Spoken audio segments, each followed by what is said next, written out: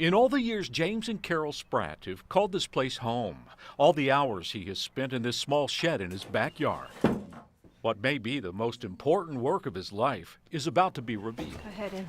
Oh, wow. Oh, my gosh. Incredible. For these visitors from the Eastern Band of Cherokee, Very nice.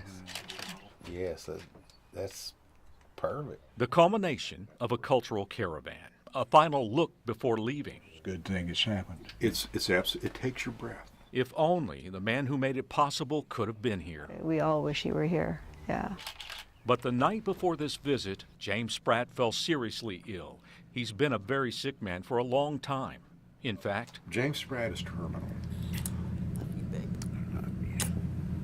when he took a turn for the worse the night before, His soul is huge.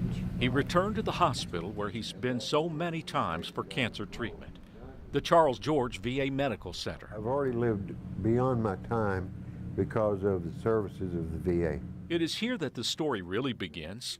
Grateful to the VA Medical Center for prolonging his life, this Navy veteran wanted to do something that few can do for a place that's done so much for him. And he did it for prosperity. He's got a perfect hero face.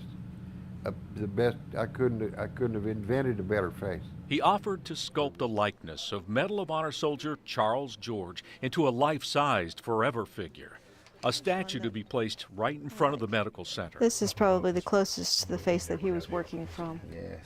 Charles George was a Cherokee soldier, one of only 28 Native Americans to ever be awarded the Congressional Medal of Honor. He saved the lives of his friends by throwing himself on a grenade in the Korean War. He is the face of courage. It's so strong, so muscular, so resigned. So don't mess with me. That kind of face, you know what I mean? Kevin George knows what he means. It's just incredible. He's Charles George's nephew. I've never felt anything like this before. You know, it just, my children and their children's children, and as they'll be able to know. And I tell my kids the stories of him too. It's very spiritual. For James Spratt, it's also very personal. Well, you know, when things get really tough for me, I just think about him. 20 years old. His life hadn't gotten started. James started sculpting almost 60 years ago. Some of his more famous sculptors include actor Charlton Heston, who posed for him. His statue of former Governor and Senator Herman Talmadge sits at the Georgia Capitol building.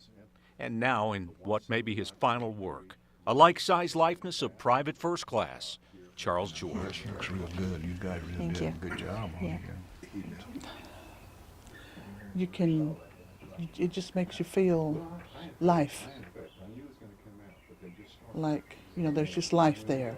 A life that will always be remembered thanks to a gifted artist who wanted to leave a lasting monument. It could be my last one, yeah. And he puts his whole soul in everything he does.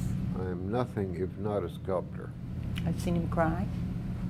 I've seen him laugh. I've seen him get angry.